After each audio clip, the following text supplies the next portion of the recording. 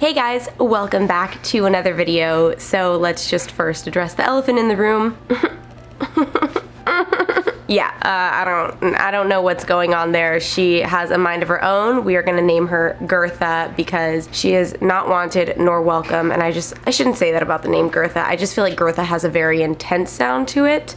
So I'm sorry to anybody named Gertha. You're probably incredible. However, she is not. Okay, hey guys, welcome back to another video. Today, I'm gonna be filming a Q&A for you guys. You guys know I love doing these monthly. And so you guys always send in really, really great questions. It's always so much fun for me to do, and as always, it's a great way for us to just get to know each other a little bit more. So if you guys do enjoy these types of videos, make sure to throw this video a thumbs up and, you know, just do that. Show your support and comment down below. It's really, really late actually right now. I have a lot of work to catch up on. It's 5 o'clock in the morning and I've literally been working since probably 3 o'clock in the afternoon, so sleep is for the weak. So before we jump into these questions, basically if you just follow me on Instagram, I usually post somewhere around the second or third week of the month and I just say submit your questions. I post that on my story and I let you guys get to it. First question comes from It's Amy Cindy, and she said, as someone who also smokes weed, I was wondering if you have ever tried CBD.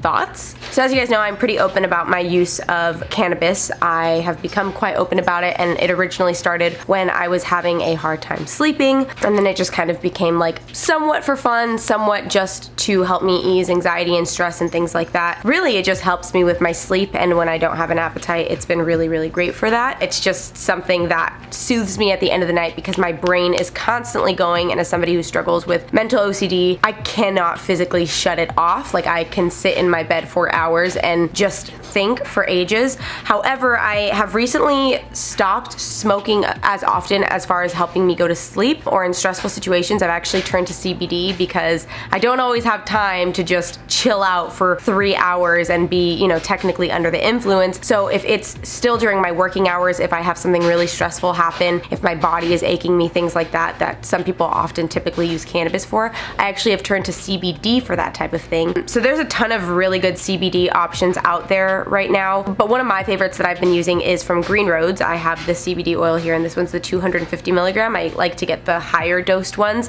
just because CBD works literal wonders for me. Of course, there are tons and tons of different CBD companies out there, but I really like Green Roads because, one, it is completely pharmacist formulated, so it's actual people with science, knowledge, brains getting to work with the CBD stuff and making sure that their consumers are getting quality products. They make sure to do third-party lab testing to make sure that all the products that they release are coming out at their best top-notch quality. They also really believe in consumer transparency, which is not only becoming huge in the CBD industry, but just in like wellness. When it comes to food and when it comes to your supplements and things like that, they truly believe in making sure that their consumers know exactly what they're getting. They also have QR codes that come with all of their packages so that you can scan and access the results to verify that what's in the label is actually in the bottle as well. CBD has been really, really wonderful for me as somebody who has a lot of tension in my neck, and because of it ends up getting a lot of headaches and neck aches and back aches because of the TMJ. CBD has been a huge reliever because that can also be something that keeps me up at night.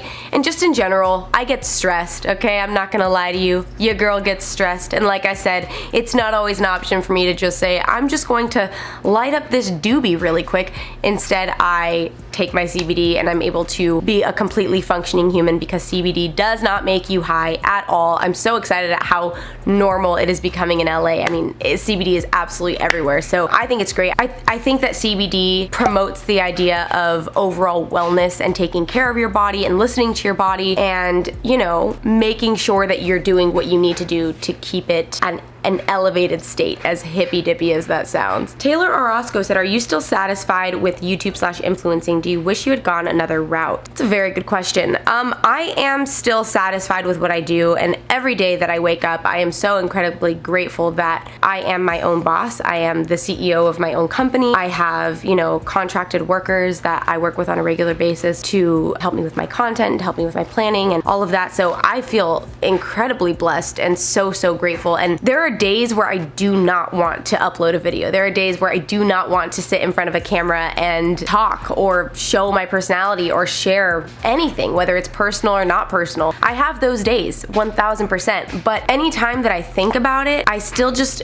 I think to myself, like, I would not have the success that I have right now, this exact level of success that I have now if I did anything else. Like, I wasn't gonna go to school to be a surgeon. I wasn't ever gonna go to school for computer science. Like, and when I say success, I mean the entire picture, just like career growth, financial growth, savings growth, like mental growth. It's been so huge in that regard.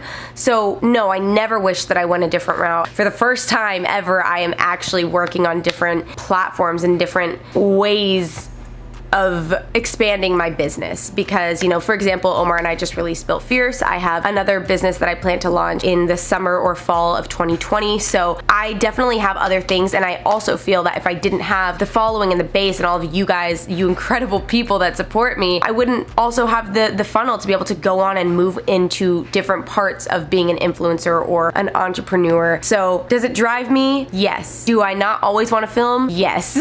But do I love what I do, and I'm so grateful that I set my own hours and I determine my own success? Yes. Real Estate Ant said, when are you moving to Austin? So, should everything go smoothly, I secure the down payment, I sell this condo, I feel 100% about whatever property it is that I find in Texas, it'll be most likely in the summer. There may be a holdback where I decide to wait until the winter. Just overall, like, it's just gonna depend on where the market is, where I'm at, where my businesses are, but ideally it'll be in the summer. I'm ready for a house, I'm ready for a backyard, I'm ready for my dog to be able to run and prance around at their own leisure, and I'm ready to not have that cost be the same of what my little outdated 2-bedroom condo is in Los Angeles. So yeah, hopefully in the summer. Oh my god, people ask such petty questions. Someone said, forget it.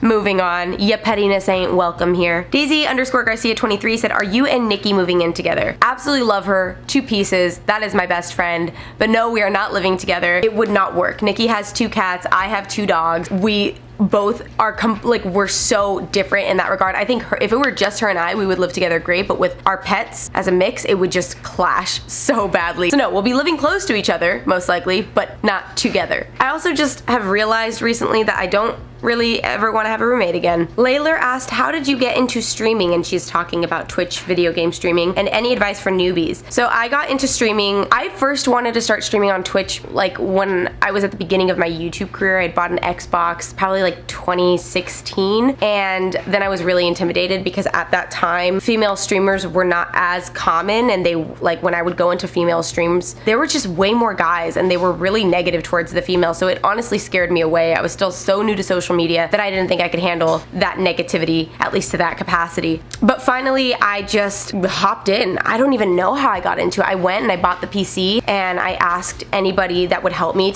set up my stream, and it's literally like one of the funnest communities that I have. It's a small community. There's usually about 30 to 60 people in my stream at any given time. Sometimes it's higher than that, but typically that's like my ratio. But I have such a good time on there, and I do what I love, and I interact with people that I adore, and it's a great bonding experience. And any advice for newbies? I would just say to make sure that you have good equipment, have a good webcam, have good internet, like good Wi-Fi, download Streamlabs OBS so that you can have like a nice layout over your channel. It kind of just helps make your stream look a little bit more professional. And when it comes to games, try to play games that are not super saturated. It is definitely harder to get into those markets. Get into games that are usually in the 3rd or 4th row or below on the browse channel. So like Fortnite, that's already like that storm has passed. I play Apex a lot, and I'm constantly getting new viewers on there because Apex kind of came and went. It's a first-person shooter, and it doesn't have the same following that a lot of these other games play, but it still does have, a core viewership constantly on Twitch of like 20 to 50,000 people. That's just my opinion. That's up to you. I say play whatever you want, but if you're trying to be technical and savvy about it, that would be my response to that. TikTok 21 said, would you give up smoking weed if it bothered your significant other? No, I wouldn't, because if it bothered my significant other that much, it's probably somebody that I would not get along with or be in a steady relationship with. I feel like weed is such a common thing now, and and it's not like I'm addicted. It's not like I don't do anything all day long. Like, I could see if it was actually affecting my lifestyle and I was sleeping all day, or I was just munching all day, or, you know, I was just being lazy. But no way. If a guy said that, I'd be like, okay, there's the door. There's a window there. There's multiple exits, but you gotta go. Mel Gets Fit XO said, how are you feeling post-robbery and living alone now? So yeah, everything has been settling down. I actually just heard back from one of the DAs working on, what did I name him? Ross's case. He's having his hearing in January, which I will be attending. I mean, I'm still holding on to a lot of evidence from previous victims. Like, it's just sitting with me because the police don't want to take it, and I can't technically tamper with it because it's evidence and it could be used against him in the court of law. So I basically just have to wait. It's been a whole process, but as far as my home goes, I got it deep cleaned. I'm feeling good. Like, having the extra bedroom has been really great because I just have so much space in there now. Like, I have my gaming setup in there. I'm gonna build a vanity in there. My home doesn't feel as cramped. I just find that I've always lived alone and I prefer living alone. A lot of it was disappointing. It was difficult to deal with, but everyone is okay at the end of the day, and it's all just been a huge learning lesson. So I'm in ways grateful that this experience happened. I try not to look at anything with regret. I try to just learn from everything and move forward. Lupita said, when did you financially decide to quit your job and do YouTube instead? So I did it in a way that is not recommended, but I was in a situation where I knew I could do it and I would financially be okay because I was living with my aunt. I didn't pay rent. I only had to cover my own bills, and I was in a position where I knew I could cover my own bills if I needed to.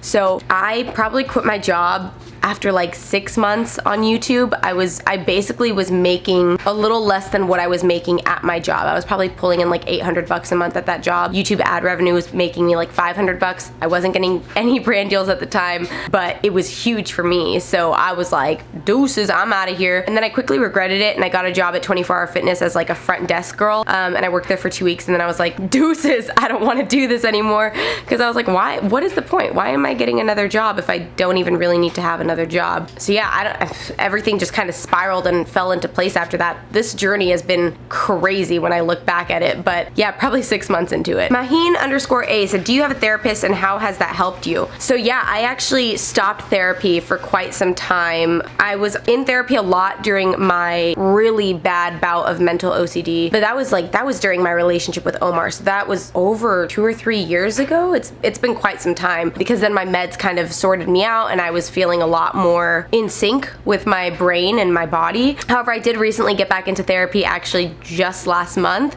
I was trying out a different therapist online. It wasn't really working for me. I find that I do much better with in-person. However, online is really good in a pinch, and if you cannot afford it, I was using a website called BetterHelp, I think, which was great, but I just wasn't necessarily fully connecting with who I was working with. And the recent therapist that I found is amazing. I love her. I adore her. I feel so comfortable with her. And the only reason I got back into it was just because now that I'm in a really good place mentally in terms of my actual like disorders, I finally want to focus on deeper things that have never been able to really surface and become a focus because everything else felt so much heavier. So now I'm actually sorting through like my abandonment issues, my issues with my dad not being around, issues with the way that I view men, issues with how that ends up affecting the way that I view myself and the relationship I have with myself. And it's been so good. And I actually have therapy tomorrow and I'm so excited. I see her like every 2 weeks. However, I had something happen this week and I was like, I need to come and see you this week. And she's like, okay.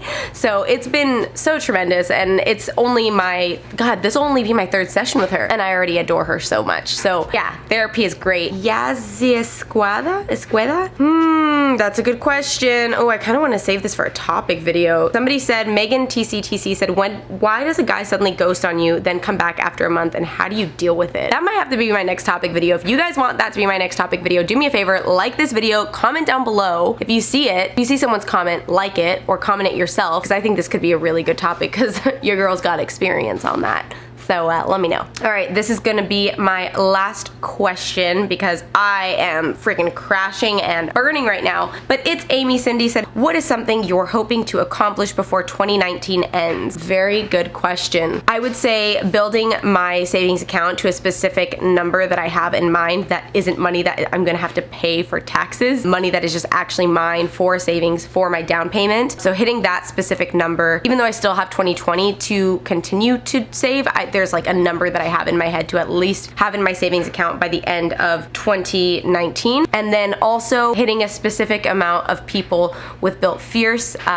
It's been so exciting. The launch has been like incredible, and actually by the time that this video goes up, I'll probably have hopefully hit that goal. But yeah, I just want to see my businesses grow and flourish, and I want to be able to help people along the way. And I understand that that's a lot longer of a journey than just the next month and week, or next month I guess at this point. But yeah, that's very like near and dear to my heart, and that's definitely something that I am passionate about making sure I see through. All right, you guys, I'm exhausted. I'm gonna go to bed. I hope that you guys enjoyed this video. If you did, do me a favor, throw this video a thumbs up. I've said that now 3 times throughout this video. If you haven't liked the video, I mean, I'll probably just expect that you're not gonna like it at this point, and that's okay. Yeah, my butt hurts really bad, and it is now 5:30 in the morning, and I need to take a shower and just go to bed because I am exhausted. I am absolutely fried. So yeah, thanks so much for watching. I love you guys so much, and I'll catch you guys in my next video. Oh, subscribe if you are not already subscribed. Okay, besitos.